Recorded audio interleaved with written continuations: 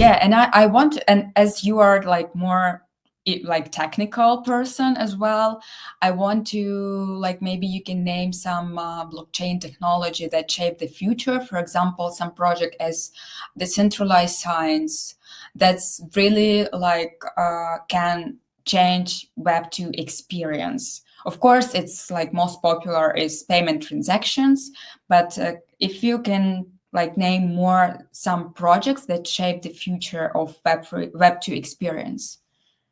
Yeah, so I think obviously we have payments as number one. Stablecoins are democratizing access to US Treasury yields, which means that anybody around the world can take stablecoins, can earn 3 to 5% on US dollars. They don't doesn't matter where you come from, who you are, you have that access, which is a massive financial tool for a lot of countries with a weaker currency. That's a massive win.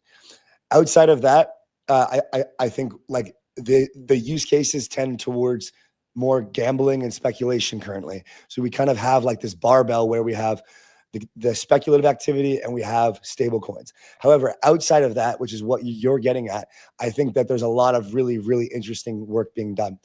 First, one of them is in the sector of DPIN, decentralized physical infrastructure networks, where there's traditional telecom companies.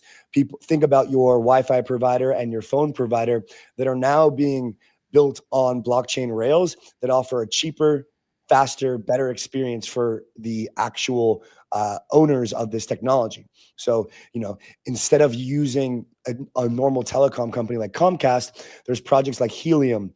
There are projects like Wayfinder that provide you these opportunities to actually have your like a crypto native experience of using Wi-Fi, which comes with a lot of benefits. Now, there's also been a lot of pushback in that sector from the large corporations, but I think that's kind of normal. And so that's one area that I think will do well. Another area is just broadly in DeFi, where you'll have the ability to have on your phone these applications that they exist today, things like Rainbow Wallet, things like Mass.money, things like DeFi app, where it's very easy for some of these ideas to plug into Venmo, PayPal, Stripe, and get these stable coins and DeFi activity on your phone so you can have access to this kind of plan B of finance. So you don't have to have all your money in banks and in real estate. You can have your money in different alternative forms and use it in a more sophisticated fashion. I think that's a big breakthrough as well, and kind of part of the core ethos. You mentioned DeSci. DeSci is at its very early stages. I'm still quite skeptical of DeSci, but I think that there's a lot of good that could come out of it with democratizing access to funding. And so I think one big trend for like this non-speculative use cases of crypto is really democratizing access. That is really where we have a lot of value to add into the world, where those who are underbanked, under identified, or unaccounted for have the ability to tap into a system that is an equal playing field for all. And I think that's kind of like the big breakthrough for these non-speculative crypto use cases is we can democratize access to these products and to these services and really kind of break through. And then of course we have, Bitcoin and Ethereum being gobbled up by traditional institutions and buying on the behalf of mom and pop. So mom and pop in Europe and in the States and in other geographic locations can actually allocate their capital to these markets in the easiest way possible, which gives them upside access to a new emerging technology, allows them to diversify their portfolio, and really brings in a new sector of investment.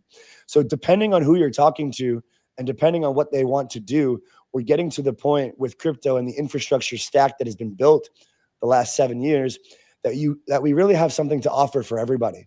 It's just a matter of what people want to do, their level of risk tolerance, and they're effectively what they are trying to have, what they want to do. And so, yeah, I'm pretty excited for those sectors and others I'm sure that I missed. But we've got the infrastructure now.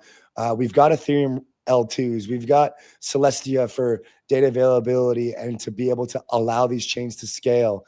We've got things like really fast virtual machines and execution environments, which allow these chains to have extremely high throughput. So we're getting to a point now where we can rival that of the traditional finance system. And I think it's very exciting.